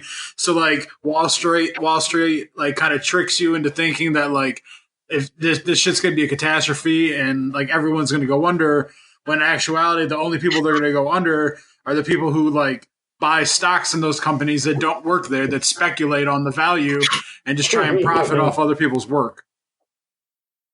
Mm-hmm. And in the words of Robert De Niro, fuck them. So, like, because all those people have all the money, they have all the connections and the power. They do shit where they get the government to just give these companies billions of dollars to bail out their investments. But in actuality, like if you gamble on the stock market, you should understand it's a fucking gamble. And sometimes gambles you lose. And so, like, instead of helping out like people with unemployment money and stimulus packages and making sure all the little businesses don't close, we're making sure all the people with like hedge funds and stocks and shit stay propped up and don't lose their money.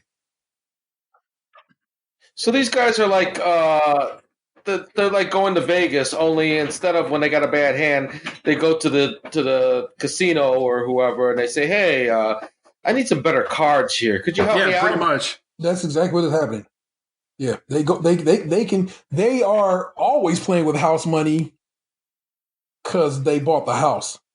You know, so it's child. That's why I say fuck. It's like all these companies. They were like he was talking about how like the good companies are the ones that survived, are the ones that have good CEOs because they know how to manage their resources properly. Like they're either really good at like predicting and having like essentially a 6-month cushion sort of mentality, or they're like really good at managing people. Mm-hmm. It's the companies that like get a bunch of money and then don't know what the fuck to do with it, buy back their stocks from people, and then like something like this happens and they're caught with their pants down because they didn't have the foresight to predict that something bad might eventually happen. So it's like, why are we bailing out the people who were too stupid to manage their shit properly rather than helping out, like, everyday people who lost their jobs? Exactly. Yeah. and so it's like that is why there are these companies that are paying to have people protest this shit. You know what I'm saying? Because they're not really protesting to go back to work. These people are in many cases paid protesters. They don't, because most people, and like I said, polling has bore this out. It's like, no, I don't want to go back to work because it's dangerous to go back to work right now. If I don't gotta be there, I won't be there. And so now they got people. They're paying people to go protest because then that'll get on the news and they're gonna be like, look, see, the American people want to go back to work. Nah, those dudes who for some reason think they need to carry their guns with them and were paid by Betsy DeVos's company to go protest it. Man, so it's like even that bullshit is false. I was looking at the other day when our governor. I watched that entire press conference the other day. It was like almost 2 hours long, and I was on he has a Twitter account where they post updates while he's doing the press conference. So I followed that when this all started. So I didn't really try to miss much. And I'm watching the press conference and I'm looking at the Twitter account at the same time. And it's the majority of the people that are replying to him are people with accounts that haven't said shit on Twitter in 3 or 4 years, or it's Twitter accounts that were made in the last month that are a first name plus a 10-digit number sequence.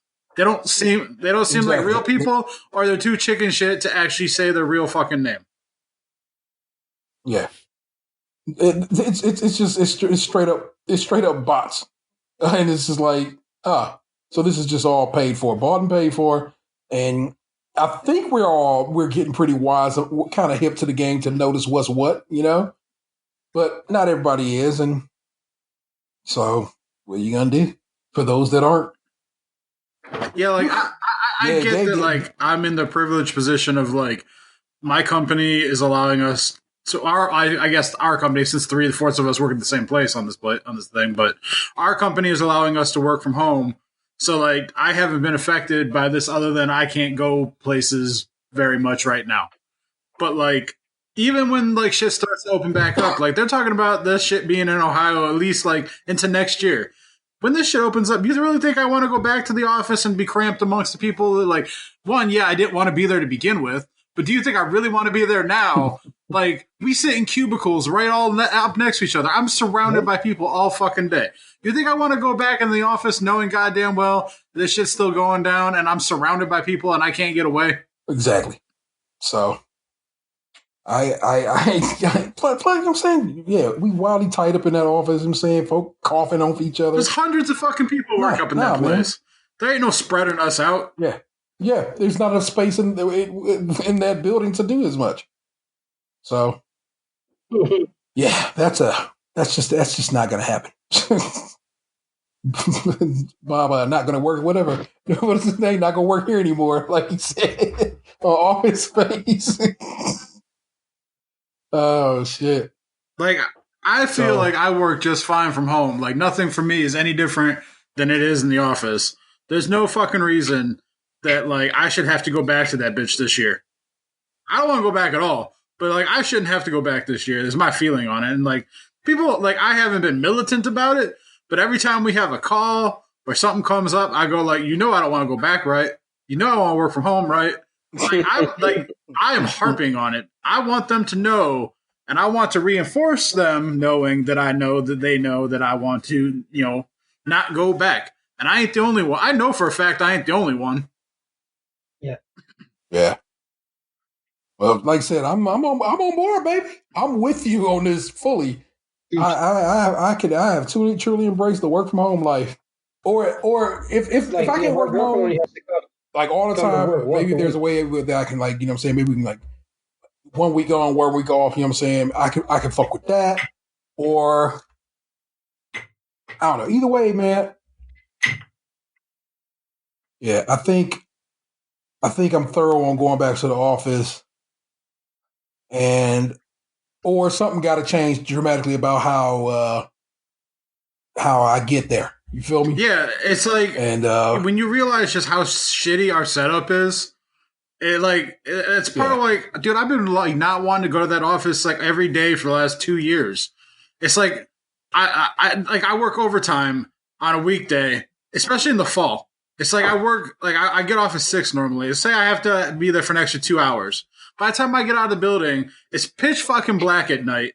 So I'm walking down into the fucking like flats where it's like homeless people are like have villages down there. Like people have been murdered down there, like run over by cars and shit. And I'm walking through down there in the darkness by myself to walk to my car that's parked under a fucking bridge on a side street. And it's like, you think I want to be doing this shit every day for the rest of my life? No. Possible troll attacks could happen. You know how bridges are. Well, no, I'm just saying, because like these are like big ass. Like I park by the pillars of that bridge, so it's like anyone could just be hiding out behind a pillar and run up on me, and like I wouldn't know. It's like I'm a big dude, but like I can get stabbed just as easily as anybody else. Not to mention where they found the body at isn't even where you park it. They found like it in an open air, like an open area, like by the courthouse. That body was just there. I mean that body, but there's been others. Like some dude ran over a jogger down there last like fall just because he was like he just got out of jail and didn't want to be out free. He wanted to go back to jail, so he just killed a lady who was jogging. Damn, there's other ways to go up for the. All right. Well, I guess I'm not going to try to get inside the head of a guy who wants to go back to jail. Exactly, because that's just not a head you want to be in anyway. But yeah, that has been a bit of a revelation that as like I fully understand that like you know we wouldn't see each other as much, but like let's be honest, like we weren't seeing each other that much the last few months we were there anyway. Like we still talk on communicator, we still all text, we're still all doing this. We could like get together like on our free time on the weekends or in the evenings or whatever. Like we just wouldn't see each other on the lunch, and we weren't even doing that for the most part recently. We were seeing each other like once a week to do the show, and that was it. Yeah. Or if we passed each other in the hallway. Bread and butter that bitch right quick. So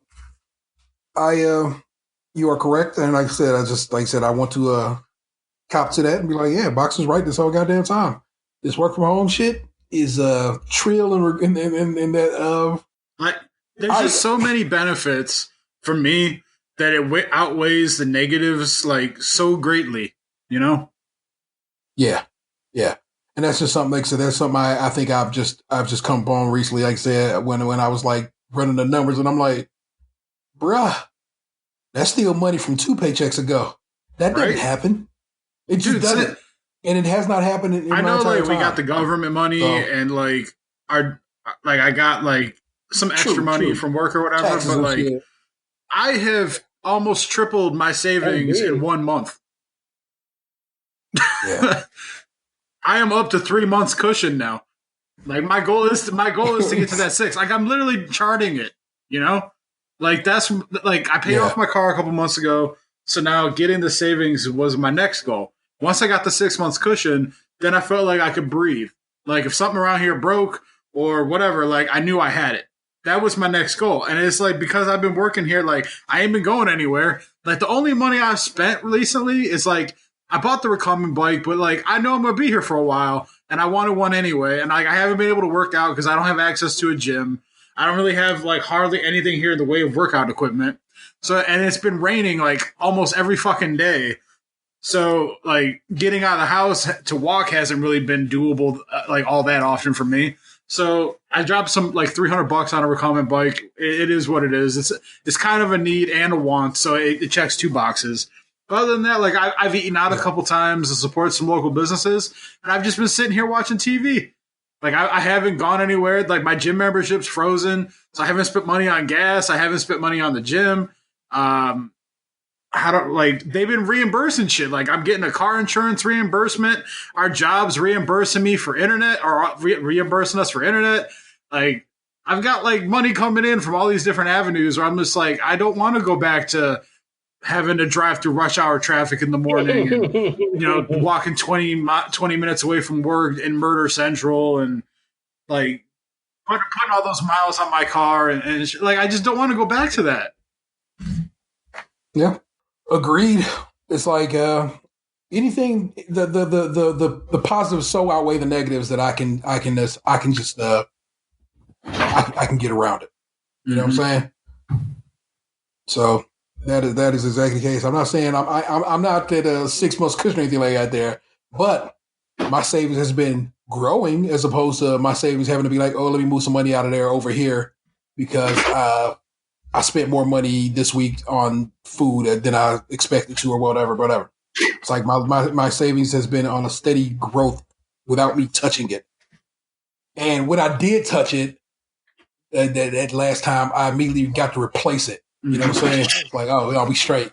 And that's fly. I canceled the subwoofer that I bought with my stimulus money. I know y'all saying, come on, bro, but I just was like, it was already taking forever to get here. And then I finally was just like, yo, man, it's unnecessary right now. I don't need it.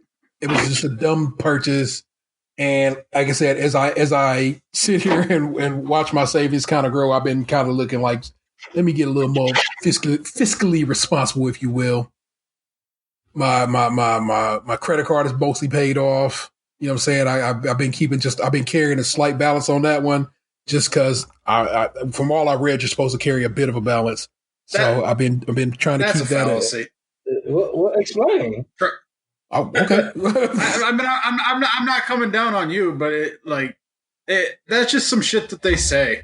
Having the credit card itself is is what you need. Like having zero balance on a credit card having anything on the credit card doesn't make your credit go up anymore because actually it's hurting you because it makes your credit to debt ratio go up.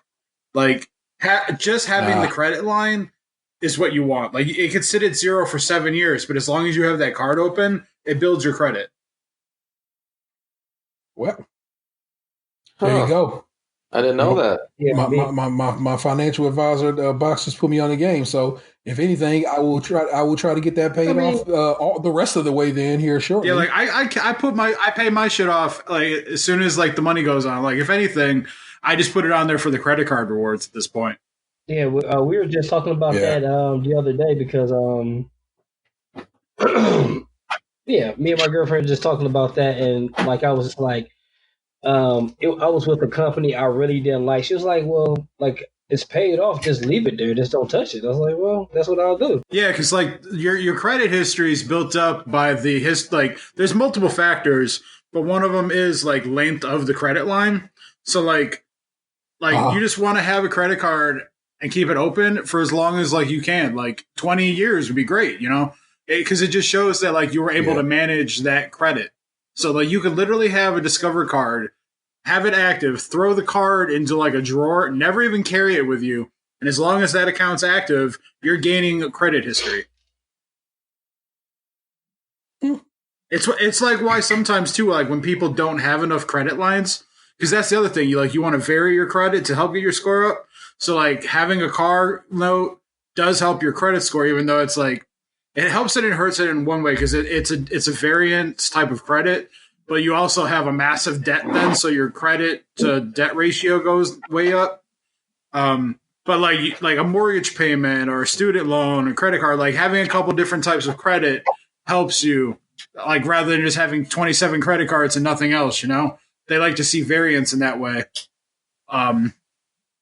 But yeah, like it's literally the length of the line. Like say you had two credit cards and a car note, and in 4 years you pay off the car note, that falls off your credit lines, and it's like it doesn't exist anymore. So in that way, it would hurt you. But that's why if you diversify, like having one thing like that fall off isn't so bad. Just have the shit, pay it off, keep it open, and you're good. Like it'll stack over time as long as you keep doing what you're supposed to do. All right. Well, there you go, people. We are not financial advisors, and anything we say should be taken with a grain of salt. We are definitely not financial It's not. I am not a certified financial advisor. I'm just a man with an 830 credit score. And at the end of the day, anything that Lunch researches shit like a son of a bitch. Anything that he's ever done, he has it down pat because he looks it up. He looks at like every angle on it. So yeah, it's a positive in a lot of ways, and it's only negative in some. Like it's like sometimes you need to be able to just make a quick decision, and that's why I struggle sometimes with like interacting with the fairer sex. Hey, you need to research the hell out of them. Well, it's because like I can't just be in the moment. Like it's not in my nature, really. Like it's tough for me to just give in and like roll the dice because, like Anthony says, like I research everything. I try and look at all the angles to try and make the most informed decision I possibly can. That's just who I am. You know, and like sometimes you don't have all day. Like I've been talking about how I've been wanting a recumbent bike since like last summer, and I've had like 4 of them in my Amazon wish list that I've just been staring at for 8 months. And then when this all finally happened, like the quarantine shit, I thought it'd be over after a couple weeks, but then like a week and a half ago, I was looking at shit, and I'm like, I started realizing that we're probably going to be home until at least June. And the way things are going now, I'm like, I figure we might even be home till the end of July. And like the fact that I haven't been able to work out, like I was healthy around the time this quarantine started.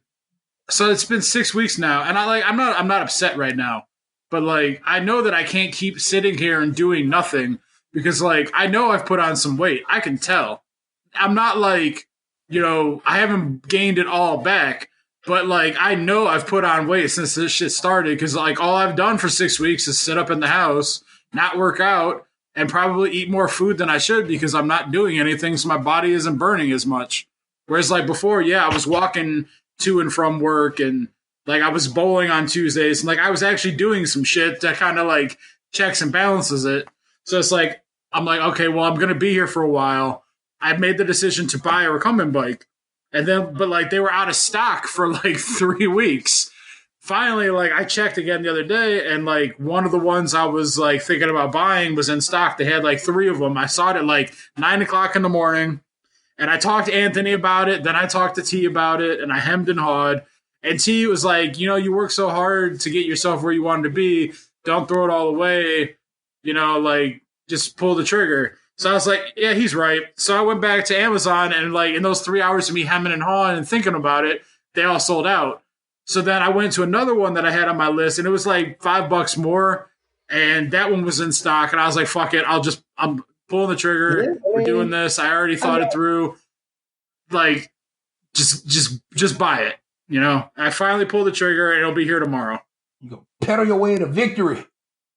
Well, like, I used to do it back when I lived at my mom's. I had like a stationary bike up in my bedroom, and I would pedal and play like Halo and shit. So I was like, I'll just put it here in the living room. That way I can pedal while I watch some TV and shit. Hell yeah. At least I'll be doing something. Like I bought a jump rope. I got the resistance bands now.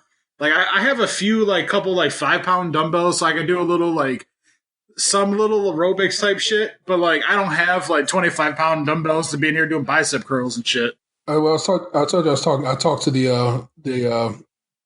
basically our health insurance has an option for a health coach that will call you every couple of weeks, and I was speaking to him literally just before I got on this call with y'all, and I was telling him how just like kind of like.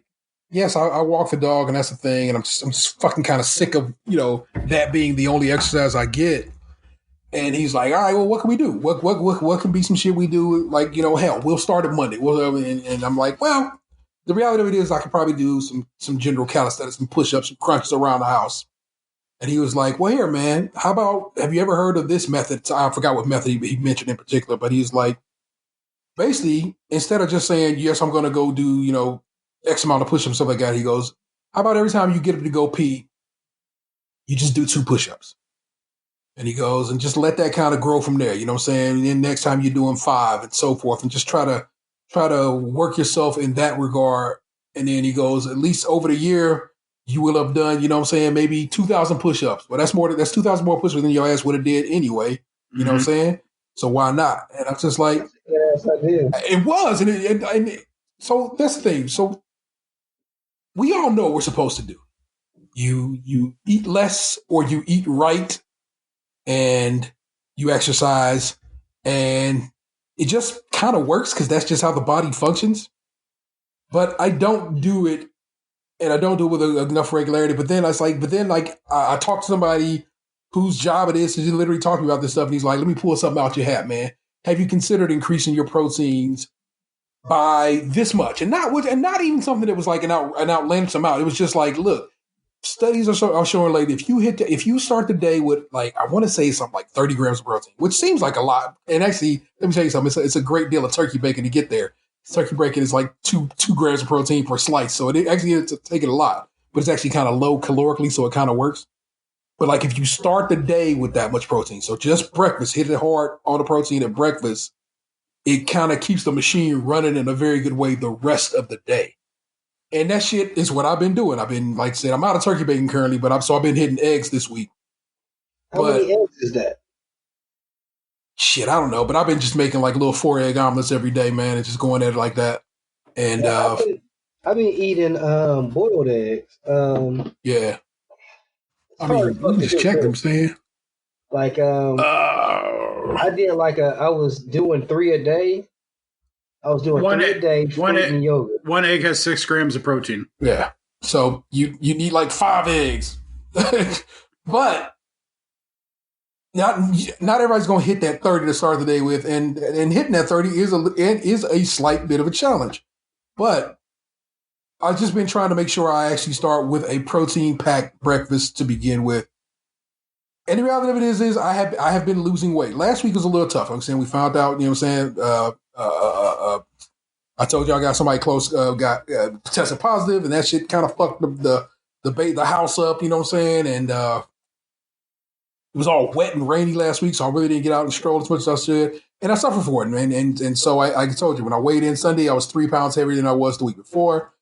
And when I weighed in today, I got off one of those 3 pounds. So, you know what I'm saying? I'm still 2 pounds heavier than I was, but still we're in the positive direction. And so having some of that insight brought to me by, and I guess, a third party, in a way that has just been kind of like, yo, man, let me holler at you right quick. You know what I'm saying? Because basically this dude is real cool about how he approaches me on the situation. And like I said, I'd been saying to myself, yo, bro, you should probably just get down there and do some crunches, do some fucking push-ups. I've been saying to myself, but not doing it.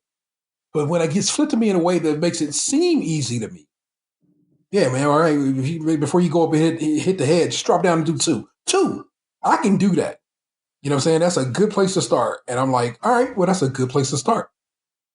Sometimes that's just what it is, a good place to start. And that, in reality, seems to be actually a good place to end. We have been going a little longer.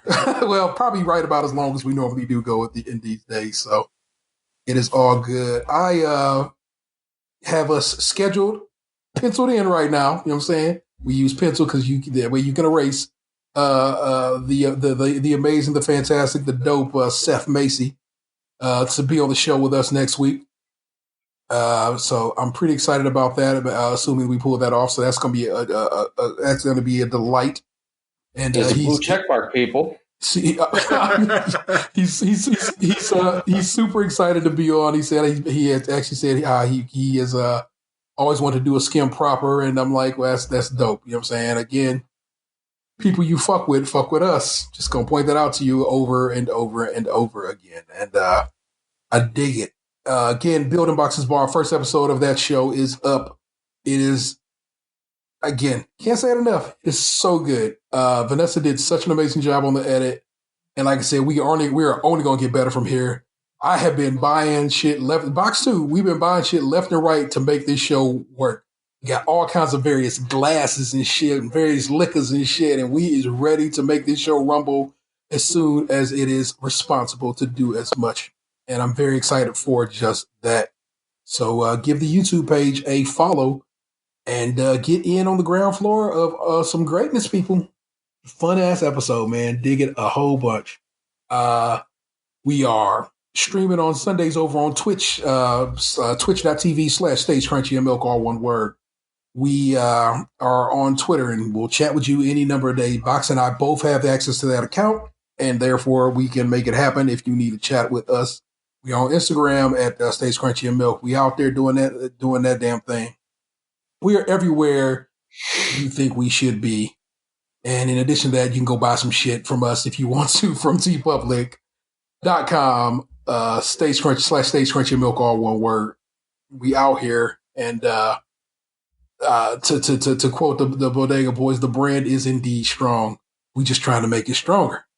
And that's what's up. And that's how we do this shit each and every week about this time. You know what I'm saying? Give us a call, man. This is a great time for y'all to give us a call and leave a voicemail. You know what I'm saying? The voicemail line is there and open and available. And please go ahead, give it a go. Like I say, right now, this is it, baby. We can make it happen because what else can we do?